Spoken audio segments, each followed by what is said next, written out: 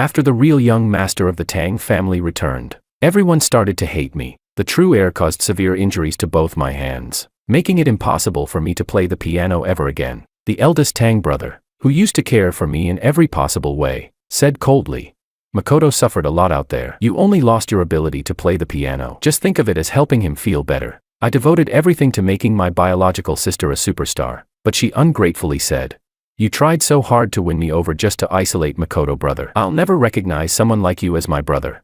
Then the real young master fell down the stairs and framed me as the culprit. Even my childhood fiancé, whom I had protected and cared for all my life, believed him without hesitation. "I didn't expect you to be so jealous," she said bitterly. "I'm calling off our engagement."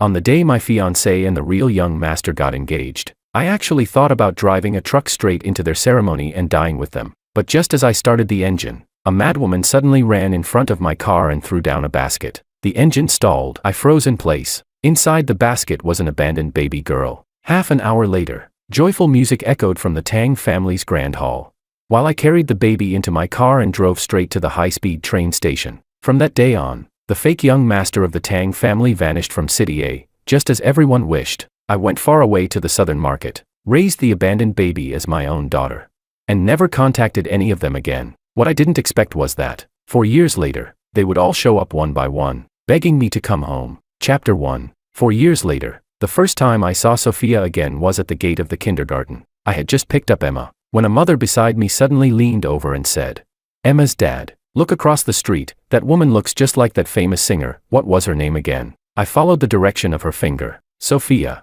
The woman clapped her hands as she remembered. "Yes, Sophia."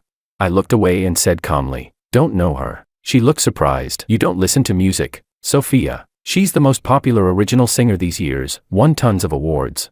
And honestly, she kinda looks like you, those phoenix eyes." I smiled faintly, shook my head, and held Emma's hand as we walked on. "George Tang." A familiar voice called from behind. I ignored it and kept walking. "George Tang." Emma tilted her head. "Daddy, is that lady calling you? Why does she call you George Tang?" I smiled and said gently, "She's mistaken." But as we reached the parking lot and I was about to open the car door, someone suddenly grabbed my arm. I turned around, and there she was, Sophia, panting heavily. "George, you're actually still alive." Her voice was as sharp as ever, and yet, maybe because she had run too fast, there was a faint redness in her eyes. Chapter 2. I left Emma at the neighbor's house. As I came downstairs, Sophia curled her lips and said, "Why are you living in such a dump? Where's your real home? Let me go up and take a look." I shook my head. "There's no need for that." Back then, the real young master and I had been switched at birth. I lived as a Tang for 20 years, enjoying the life of luxury, while the real young master spent those same 20 years in my poor family with my biological sister, enduring hardship. 4 years ago, Sophia was the one who said that her only brother was Makoto. She also said, in person, that even though our blood relation couldn't be changed, pretending to be siblings with someone like me only made her feel disgusted. Afterward, I was expelled from the Tang family by Diego Tang, abandoned by my fiancée Willow, and blacklisted by the entire City A. When I had nowhere left to go, I once thought about seeking out my biological sister. That snowy night, I stood outside her company's building all night long, nearly freezing to death, but in the end, all I got from her was one sentence, that her greatest wish was that I had never been born. If you had never been born, Makoto wouldn't have been switched at birth, and he wouldn't have suffered so much. Brother, what a joke. Now that the Tang family doesn't want you, you're using blood ties to cling to me. When Makoto and I couldn't even afford to eat, where were you? I'll never acknowledge someone like you as my brother. That was when I finally understood, no matter how kind I had been to her. She hated me because of Makoto. Now, back in the present, her eyes still carried that same judgmental glare. She frowned and asked coldly, "That kid, where did she come from? Don't tell me you stole her." I was silent for a moment before answering.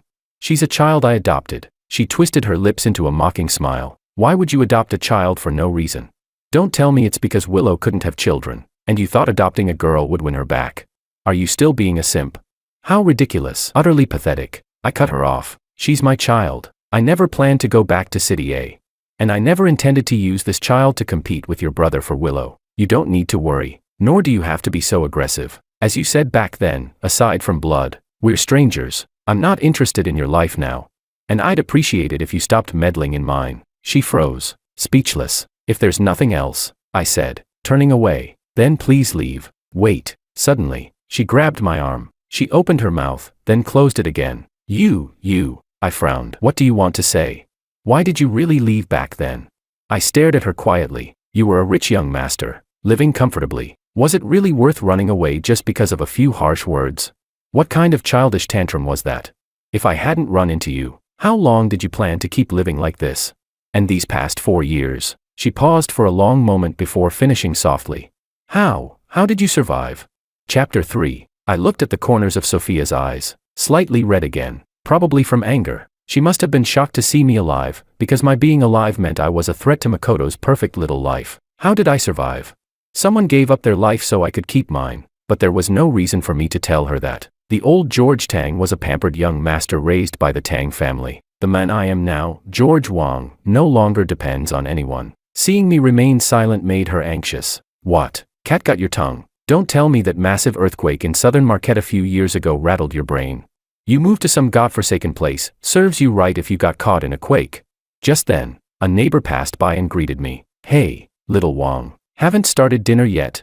I smiled and replied, I'm just about to. Sophia froze on the spot. I reminded her quietly, you should go, but she grabbed me tightly. You changed your last name, Wang. Whose name is that?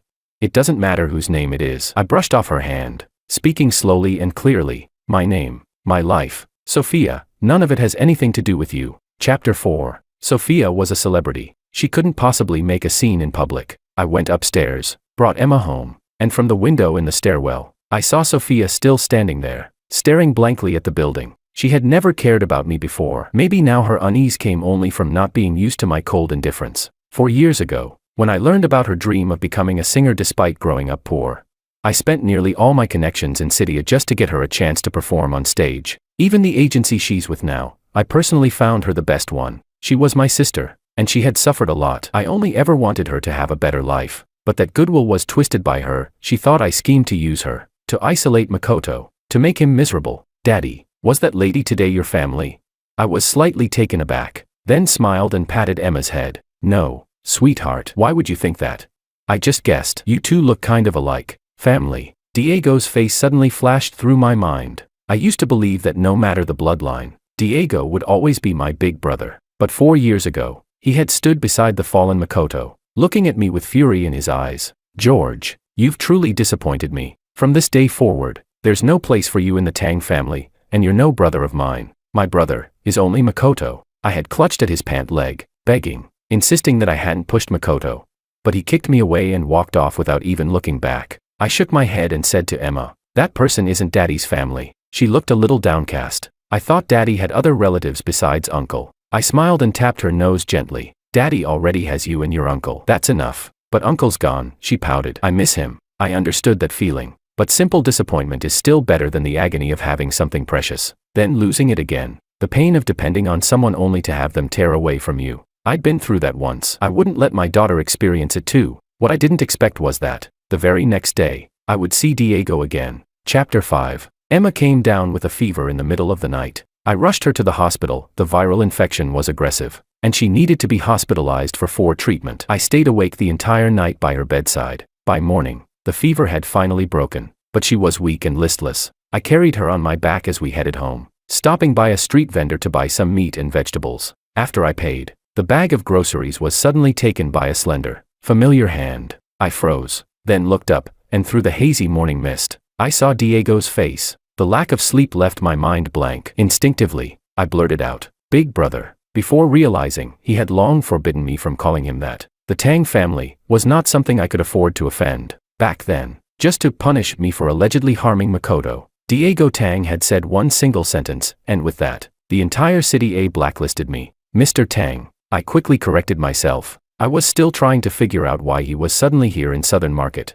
So I didn't notice the brief flicker of discomfort on his face. Let me help you carry that, he said softly. No need. I reached out to take the bag from him, but my body swayed. Emma whimpered faintly on my back. Don't push yourself, George, he said quietly, holding my arm to steady me and stopping me from taking the bag back. I'll take you and the child home. Chapter 6. The Tang parents died young. Back then, Diego was practically the one who raised me. When he still saw me as his little brother, he treated me well, better than anyone else ever did. Someone once asked him if he wasn't afraid that by spoiling me, I might get into trouble. He had only half smiled and said, "So what if he causes trouble? He's the young master of the Tang family, my little brother. If he stirs up the heavens, I'll still cover for him." But then Makoto came back. At first, Diego still said that I would always be his brother too. But every time Makoto provoked or humiliated me, Diego would only tell me to endure it. He suffered a lot. "George, just give way to him." He said we owed Makoto compensation. I didn't want to make things hard for him. He had been my big brother for over 20 years. I wanted to make him happy. So I gave way, and I endured, again and again, until the day he chose to believe Makoto's lies without question. That was when I realized I had treated him as my brother. But he no longer saw me as one. When he personally cast me into ruin and made me the target of everyone's hatred, I finally understood how foolish I had been. The drive was silent. It had been years since I'd last sat in a luxury car like this Maybach. I held Emma tightly in my arms, uncomfortable and wary, wondering why Diego had come all this way. Did Sophia tell him? Was he afraid I might hurt Makoto, so he came overnight to make sure?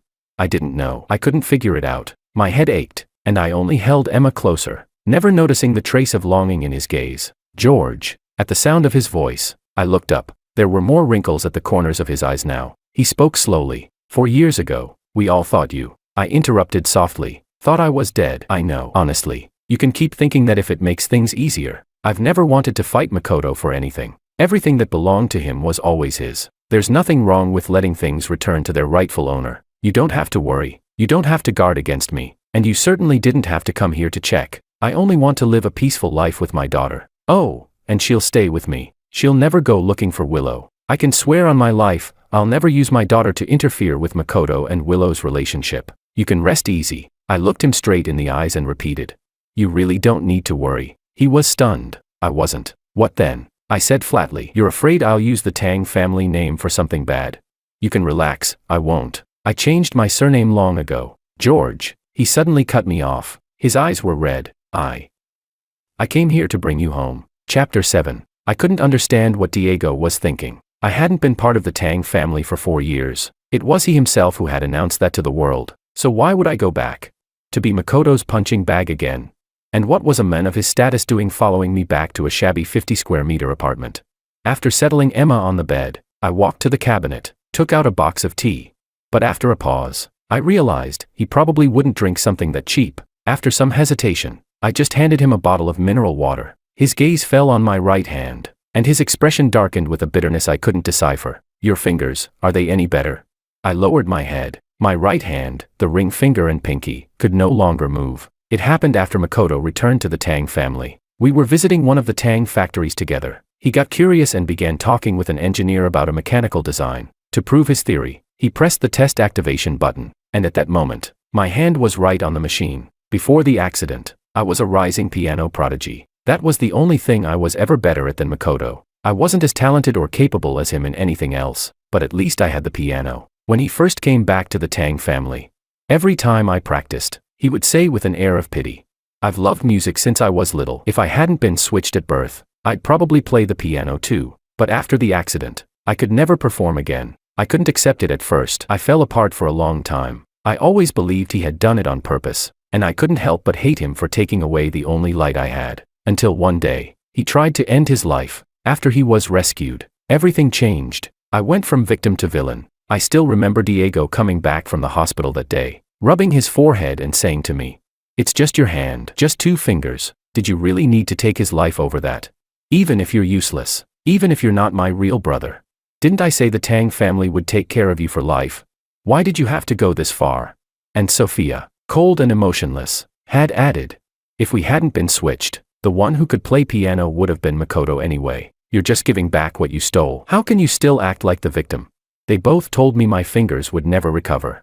That no amount of anger would change that. But later, at the celebration for Makoto's patent, ironically, the patent he earned using the machine that crushed my hand, I overheard the doctor talking to Diego. "I told you back then, if the young master had gone abroad for rehabilitation in time, his fingers could have recovered more than 90%. You never took him, did you? Now that it's been this long, recovery will be nearly impossible." Diego had replied coolly, "It's better if George doesn't play the piano anymore. Makoto always wanted to learn piano as a child. Seeing George unable to play will make him feel balanced. Anyway, even if George is useless, I'll still take care of him. Whether he can play or not doesn't matter. So that was it. My dream, my future, in his eyes, were nothing more than a tool to keep Makoto's heart at ease. When did I start fearing him? Probably from that very moment. I heard you're teaching music at an institute, he said suddenly. I froze for a second, then replied. I only teach beginners, little kids. Simple music doesn't require the ring finger or pinky to move. I never plan to return to the stage. I wouldn't dare risk upsetting Makoto again. I just need this job to support my daughter. The doctor said the damage is permanent. I'll never play well again in this life. So even with that, are you still not going to allow it? He looked startled and quickly said, George, that's not what I meant. But I couldn't hear another word. The old fury, the rage of a life destroyed, came flooding back. I couldn't lose this fragile piece again just because Makoto might be displeased. So I held up my trembling hand, showing him the stiff fingers, shouting, See, I can't play, I really can't. I've already given back everything the Tang family ever gave me. If you don't believe me, come and try bending them yourself, they don't move. I was your brother for years, can't you at least let me live my own life now? He looked panicked, rushing forward to grab my shoulders as I shook uncontrollably. George, don't be afraid, don't be afraid. This time, I'll protect you. Trust me, trust your brother. But how could I not be afraid? I had fought so hard to start over. A man named Luis had given his life so that Emma and I could live. I shoved Diego away hard, but after a sleepless night and an empty stomach, I couldn't match his strength. In the struggle, my vision suddenly went black, and I passed out cold. Chapter 8. I dreamed of Luis. He looked exactly as I remembered, standing in the small courtyard of the guest house at dawn, shaving by the water basin, tilting his head toward me with a grin. Hey, what's with the long face so early in the morning? There was a scar running across his cheek, giving him a fierce, intimidating look, but his voice was always warm. I scratched my head, embarrassed. Luis, Emma's surgery cost more than I expected. I've run out of money. About the rent, could I owe you a few months? Once I get paid, I'll make it up right away. He burst out laughing. That's it. You look like you're carrying the end of the world on your shoulders. Luis has plenty of houses, just short of people to liven them up. Don't worry about rent. Emma's condition, even if the surgery went well, still needs careful care afterward. So stop running around taking extra jobs for now. If you run out of money, well, you've still got your big brother here, haven't you? At first, he was just my landlord, a police officer who had retired early because of injuries and illness, but later, he became my brother, Emma's uncle, a man completely different from Diego. He looked rough and carefree. Yet his heart was more delicate than anyone's. He helped every tenant who ran into trouble. When I first met him, I was struggling to find a place to live, with a sick infant in my arms. Everyone else saw Emma's congenital illness as bad luck. Only he took us in without a word. He could have easily turned a blind eye.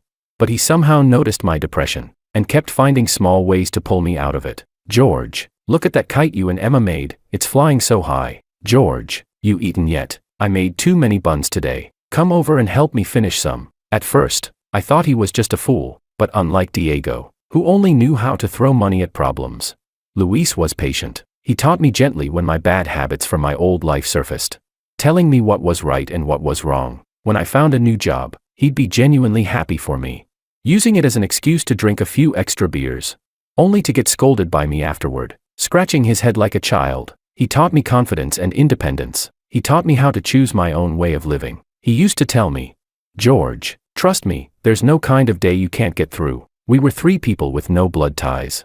Yet somehow, we became a family, until Emma turned one. That year, a massive earthquake struck Southern Market. The quake triggered fires across the entire street where the guest house stood. My leg was crushed, and I couldn't get out. Luis pulled Emma and me to safety, then, without hesitation, ran back into the flames. I was lying on a stretcher, screaming for him not to go back.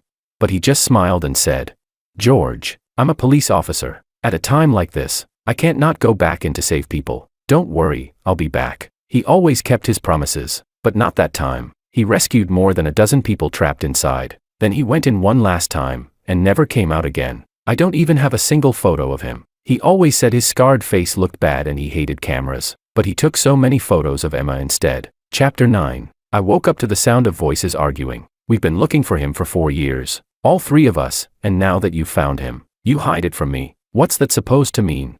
That voice. Willow. Then came Sophia's cold tone. And what right do you have to see him? Willow snapped back.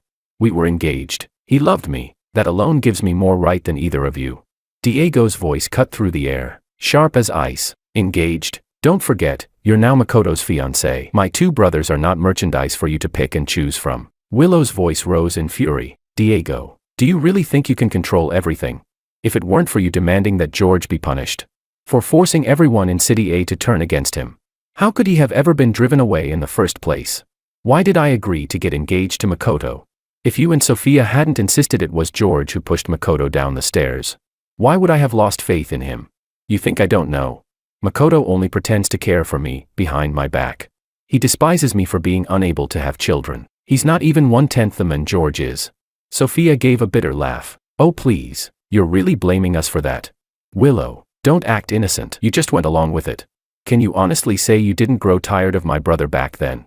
Didn't you fall for Makoto?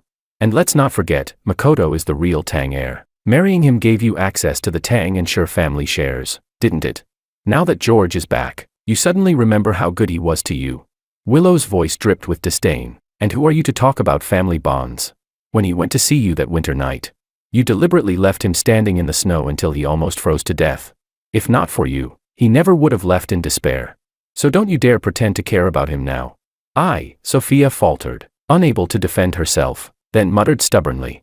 Anyway, I'm the one most qualified to be by his side. I'm his brother, Diego said icily. I'm the one who has that right. I'm taking George back to the Tang family. He and his child have nothing to do with either of you. Sophia flared up. Who gave you the right to take him back to the Tang family? You're the one who cut ties with him yourself. I'm his biological sister, his only blood relative. Willow let out a scornful laugh. And you still dare to talk about blood ties? You ungrateful brat. He begged everyone in City A to give you a chance to perform. And when you finally made it big, the first person you thanked was Makoto. Did you even mention George's name once? He adopted a daughter because he knew I loved children. We were the real family. Enough. A nurse burst in, scowling. The patient needs rest. Only one immediate family member can stay. I'm his brother, Diego declared at once. I'm his sister, Sophia quickly added. The nurse frowned, glancing between them. Mr. Tang, Miss Ito. You're Mr. Wang's brother and sister.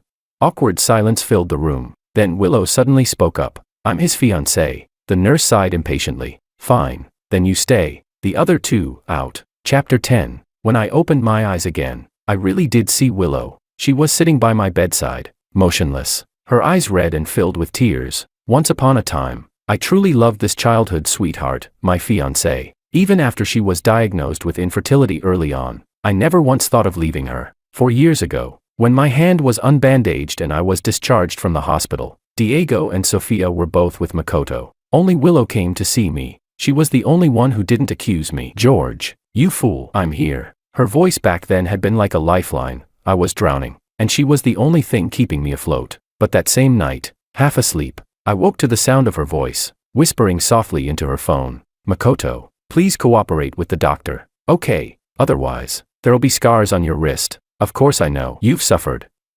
George just isn't very mature sometimes. I woke up instantly. We argued. I demanded to know why she was secretly calling Makoto. At first, she tried to calm me down, but soon, her patience snapped. George, the world doesn't revolve around you. Can't you be a little more like Makoto, someone people actually like? And anyway, if we hadn't been switched, he was supposed to be my fiancé in the first place. The moment the words left her mouth, she seemed to realize what she'd just said. She reached out to hold me, but I shoved her away. We stopped talking after that, a cold war that froze everything between us. Maybe she had long grown tired of our quiet, steady love, and when someone like Makoto, so different from me, appeared in her life, it was like a stone dropped into still water, ripples spreading through her heart. Later, when Makoto framed me for pushing him down the stairs, she stood by his side, along with Diego and Sophia. The betrayal of those closest to me only convinced the rest of City A that I was guilty. They said I was a fake, a mountain chicken pretending to be a phoenix, a Tang family imposter, ungrateful for their kindness, and now trying to harm the real heir. That's what they called me. I became the rat everyone wanted to crush. No matter how many times I called or texted Willow, she never replied. When I finally found her and, in desperation, asked why she didn't believe me, she stayed silent for a long while before saying softly, George, you've always been jealous of Makoto, haven't you? She told me to go apologize. Furious, I stormed out, slamming the door behind me. Not long after, the engagement was changed. The one marrying Willow became Makoto, and I, blinded by grief and hatred, became someone even I no longer recognized. I couldn't understand why Willow's love had changed. Why Diego didn't trust me. Why Sophia couldn't stand me. I sank deeper and deeper into a whirlpool of emotions. Trapped, suffocating, unable to escape. It wasn't until much later, after meeting Luis, that I finally realized I had been suffering from depression all along. Chapter 11. Willow sat there, eyes red, staring at me. "George, I'm here," she whispered. "This time, I'll never leave you again." She gently took my cold hand into hers, her voice trembling. "What happened back then? We misunderstood you. It wasn't your fault." Makoto fell down the stairs on his own. I was blind. George, I didn't see what a manipulative bastard he really was. I let out a faint laugh. "So what now, Willow? You tried things with Makoto, found out it didn't work, and decided to come back to your ex-fiancé." Her eyes widened in surprise. "No, that's not it. I'm not going to marry him." "When you left, I realized. It's always been you. I love you, George. I won't ever let them hurt you again. Let's go back to City A. Let's get married. Give Emma a complete family." I froze, then suddenly bolted upright. "My daughter, where is she?" She quickly pressed my shoulder down. "Don't worry. Emma's next door." I looked into her eyes. Once, I was completely lost in those beautiful eyes, so much that I would have given her my life. "Willow," I said quietly, "Emma is my daughter, just mine." She hesitated for a moment, then looked up. "George, I know you resent me. What happened back then?" I was confused. I thought what I felt for Makoto was love. But it was just pity. "You're the one I truly love." "I don't love you." My tone was flat and cold. She blinked, stunned. "You don't love me? Then why did you adopt a daughter?" "Because I once said I wanted one, didn't you?" "George, stop lying to yourself. You loved me. You still love me." I suddenly smiled. "Willow, where do you get that kind of confidence? That I couldn't live without you? And what makes you think that after 4 years? All it takes is one word from you for me to fall at your feet again." She froze. "I didn't adopt Emma because of you," I said slowly. "I adopted her because I wanted a family, someone who was truly mine. In these 4 years, Willow, I never once thought of you." "That's impossible," she cried, clutching my hand. "I've thought of you every single day for 4 years. When people said you were dead, I refused to believe it. I kept searching for you. We loved each other, George. We grew up together. All those memories, all those beautiful years, those memories." I cut her off sharply. "Only make me sick now." Her face went pale. Tears welled up again. "Why, you're just angry." "You don't mean that. Get out," I shouted. "Luis once told me, never argue with people who've lost their minds." She stared at me in disbelief. What did you just say? You were never like this before." She was right. The old George, he loved her, cherished her, and gave her his whole heart. But I was no longer that George. Our argument must have drawn attention, because soon the door burst open. Diego and Sophia rushed into the room. "George, come back with me," Diego said firmly. "I'll keep you safe this time, brother," Sophia pleaded. "Come with me. We're real family, we belong together." I looked at the three of them quietly. Once, every single one of them had thrown me into the abyss, and now, here they were, offering me pity, offering me salvation. "I once had an older brother," I said softly. They all fell silent, and in Diego's eyes, for a fleeting moment, I saw a trace of hope. "He told me," I continued, "that I didn't need to depend on anyone, that I could shine on my own." Diego's face darkened instantly, because he had never said that to me. Only Luis had. "So stop pretending to be my saviors," I said, my voice cold but steady. "I'm George, and I don't need any of you anymore." Chapter 12. In the days that followed, the three of them, Diego, Sophia, and Willow, all went to obsessive lengths investigating anyone around me with the surname Wang. But Luis Wang's story was no secret. His heroic rescue had made the news. He was celebrated as a city hero, and every year on his death anniversary, those he had saved would visit his grave to pay their respects. Sophia began showing up often at my apartment complex. I never let her in, so she would just stand downstairs, leaving gifts at the door for Emma and me. Her tone softened a lot. She even started calling me brother again. She somehow found out that Emma liked kites and once brought us a handmade swallow kite. Diego came, too, when I refused to see him. He sent housekeepers and assistants instead. He even tried to buy me a bigger house. He still believed money could fix everything. It was the same way he had cared for me in the past. But I refused it all. The most persistent one was Willow. She simply moved into the same neighborhood. Every day, she came by, trying to make Emma call her mom. After I finally lost my temper, she stopped pushing, and only watched us from a distance, eyes red, day after day. Soon, it was Emma's birthday. She had many friends in the neighborhood and had been looking forward to her 4th birthday party for weeks. And of course, Diego, Sophia, and Willow showed up, uninvited, since other neighbors and children were there. I didn't want to ruin Emma's day.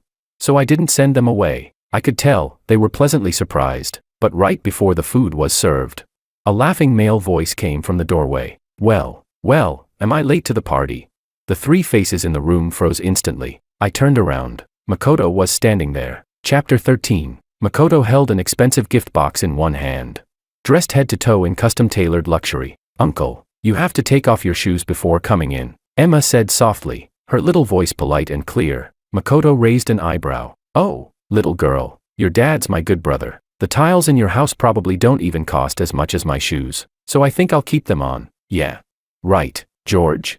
For years hadn't changed him at all. He was still as arrogant as ever. I said calmly, Makoto, it's my daughter's birthday today. I know, he said cheerfully, sitting himself down without invitation. Otherwise why would my brother, sister, and fiancé all be here at your place, right? The room went quiet. The neighbors looked at each other in confusion. Makoto covered his mouth dramatically and laughed. Oh no, they don't know, do they? George Tang, oh wait, you go by George Wang now, right? Using a kid to seduce my fiancé. I have to hand it to you, you've still got the same dirty tricks. You stole my identity for over 20 years. And you're still not satisfied. Now you're using a child to steal my family and my fiancé too. Makoto, are you insane? Willow stood up, shouting. Who told you to come here? Leave, now. What's the matter? Afraid I'll expose your secrets? He sneered. No, I'll say it. People like him, back in the old days, they'd have been paraded through the streets for public shame. Diego rose, grabbed his arm, and said sternly, Makoto, enough. Come home with me. Stop this nonsense. I'm not going anywhere. Makoto jerked free, shouting. Are you even my brother anymore? He's not your real sibling. Why are you taking his side? Have you forgotten all the suffering I went through? Sophia stepped forward too, trying to calm him. What are you doing? It's Emma's birthday. You're all insane, Makoto screamed, cutting her off. I'm Diego's real brother. I'm Willow's real fiancé. I'm the one who grew up with Sophia for over 20 years. And now all 3 of you, how dare you betray me like this? Emma was terrified. She clung to me, trembling. I covered her ears tightly and lifted her into my arms, carrying her back to her bedroom. Chapter 14. Emma, stay in your room and wait for Daddy to come back. Okay. She nodded, her eyes wide and frightened. Daddy, that uncle is scary. He's bad. I brushed her hair gently and stood up, closing the door behind me. By the time I returned to the living room, most of the neighbors had already left. Only Makoto, Diego, Sophia, and Willow remained. Makoto's perfectly styled hair was now a mess. His eyes burned with hatred as he glared at me. George, he spat. You think you've won, don't you? You must be proud, making them remember you, making them look for you all these years. I've never seen anyone so shameless. You're an imposter. What right do you have to even speak to them again? Makoto, that's enough. Diego's whole body trembled. How long are you going to keep this up? Willow snapped, grabbing his arm. Let's go. Let go of me. He shoved her aside and pointed at Sophia. Sophia, we've been through everything together, 20 years of it, and you've only known him for a few. How could you betray me too? Sophia turned her face away, her voice shaking. Makoto, you can't have everything. You were drunk that night, you admitted it yourself. You hurt George's hand on purpose so he couldn't play the piano. You faked that suicide attempt for sympathy, and later, you staged that fall down the stairs to frame him, all to drive him out of the Tang family. You hate him because you think he stole your life, but he's innocent. Makoto, being switched at birth wasn't his fault. Makoto's face twisted in rage. So it's my fault then. Am I not innocent too?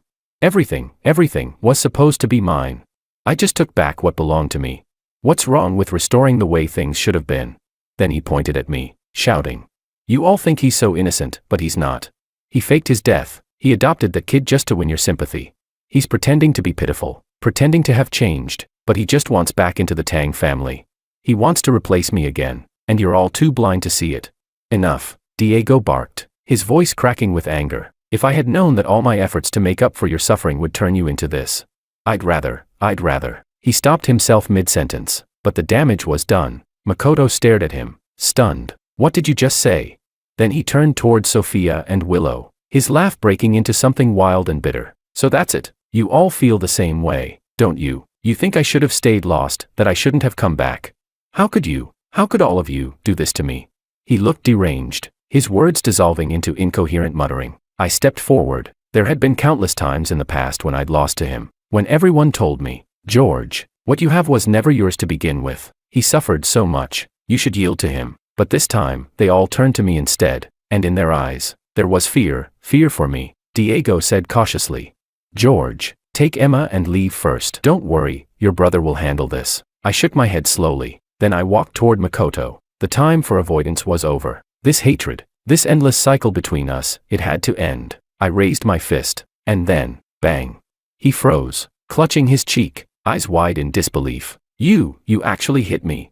I met his gaze calmly. Makoto, the only reason I ever endured your cruelty was because I really did live under your name for more than 20 years. When I learned how hard the Ito family had it, how you and Sophia struggled in poverty, I felt guilty. I thought I'd stolen your life, your happiness. But 4 years ago, I gave everything back to you. I took your name. You took my hands. We're even. I pointed at the others. They, Diego, Sophia, and Willow, they're yours. Your brother, your sister, your fiancé. I never wanted to fight you for them. I never cared to. But today, I paused, my voice hardening. You came into my home. You terrified my daughter. And that. I stepped closer, eyes locked on his. I will never forgive. I raised my hand again, and struck his right cheek with another punch. His head snapped to the side, blood welling at the corner of his mouth. These 2 hits, I said evenly, are for my daughter. Whatever hatred exists between you four, I want no part of it anymore. But if you ever do anything that hurts her again, I stepped forward, voice dropping to a low growl.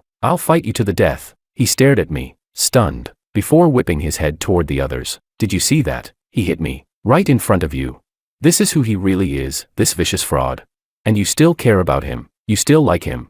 He screamed hysterically, his voice echoing off the walls. You're all insane. Can't you see? This is the real George, this is what he's always been. But the room fell silent. No one spoke. You idiots, he shouted, eyes bloodshot. You'll regret this. Then, in a blind rage, he lunged toward the door, but his foot slipped. There was a sharp thud, followed by the sickening sound of a body tumbling down the stairs. A moment later, the air filled with his groans of pain from below. But this time, none of them moved. Diego, Sophia, and Willow just stood there, frozen, eyes fixed on me. I sighed. He's hurt. You should go check on him. Still, they didn't move. Finally, Willow whispered, George, we didn't know he'd come here. Yes, Sophia echoed weakly. We didn't know. It's fine, I said calmly. Actually, this just makes it easier to say what I've been holding in. Willow's face turned pale. She reached out, panic flashing in her eyes. No. George, don't, please, don't say it. I shook my head and looked at them quietly. I, George Wong, no longer have a Tang family brother, nor an Ito family sister, nor a Liu family fiancé. My life now is good, better than it ever was before. I don't need your pity, and I don't need your salvation, your guilt, your love, whatever it is that brought you here. It only disturbs my peace, and disrupts the life I've built. I took a breath, my voice firm but steady. The only family I have in this world is my daughter, Emma, and my brother, Luis. Diego opened his mouth, his voice trembling. But George, he's gone. Luis is dead. Wouldn't he want you to have someone to help you, instead of struggling alone as a single father? I shook my head slowly. You're wrong. What Luis taught me was independence. So don't worry about me. I'm not struggling. I'm freer, stronger, and happier than I've ever been. Sophia suddenly began to cry. But, we finally found you, she sobbed. And now you don't want us anymore. I turned to the window. Outside, the sky was a clear, endless blue. Yes, this time, it was me who didn't want them. Chapter 15. I believed I had made myself perfectly clear, yet the 3 of them still refused to leave. After the birthday party, they kept coming over, trying to persuade me to change my mind and return with them to City A. Makoto, however, didn't come again. He had actually broken his leg this time. The neighbors couldn't help but gossip, so I handed in my resignation, planning to take my child to another city to live. The principal of the institution was reluctant to let me go. Mr. Wong, you're still young, but your ratings from the parents are the highest. Are you sure you don't want to reconsider? I shook my head. I'm already very grateful that you gave me a chance back then, even though my right hand is disabled. But for my daughter's sake, I have to change the environment. He thought for a moment, then suddenly asked, would you like to go to City C? It's by the sea, the climate is mild, and children really like it. I'm planning to open a branch there. Would you be willing to serve as the head of teaching? Honestly, I'd hate to lose someone as talented as you. I agreed. The day before leaving, Diego came to see me. "George, you don't have to move to another city just to avoid us." I smiled and asked, "Then can you stop showing up in front of me?" He fell silent for a long time, lowering his head in pain. If your brother still wants to do something for you, would you accept it?"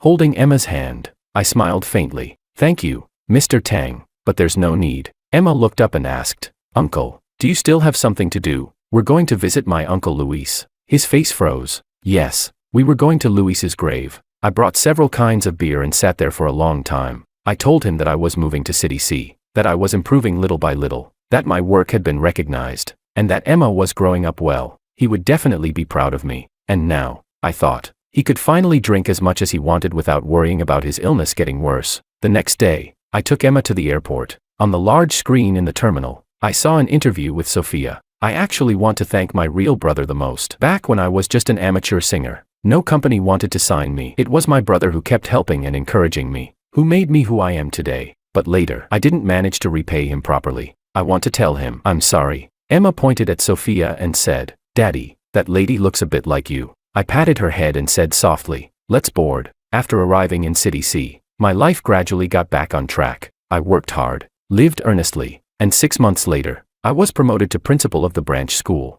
Because the students liked me, they uploaded some of my teaching clips online. And soon, old videos of my performances from years ago were also dug up. Some people wondered why I no longer played the piano. Then, someone revealed the truth, that Makoto had caused the injury that made it impossible for me to play again. For a while, the name Makoto became synonymous with cruelty on the internet, and he was completely ostracized by the entire social circle of City A. The Tang family stocks were implicated, suffering heavy losses. Someone also found Sophia's previous apology video and exposed that I was the older brother she had mentioned. The internet was abuzz with mixed emotions, and Sophia announced that she would be stepping away from the music scene for a while due to poor mental state. A year later, I took my students onto the stage of an international competition, becoming a recognized music mentor. It's true, I could no longer perform complex compositions, but that didn't stop me from shining in my own way. Willow still came by often. She would leave gifts for Emma at the door and watch us from a distance. I found it exasperating, but since she didn't interfere with our lives,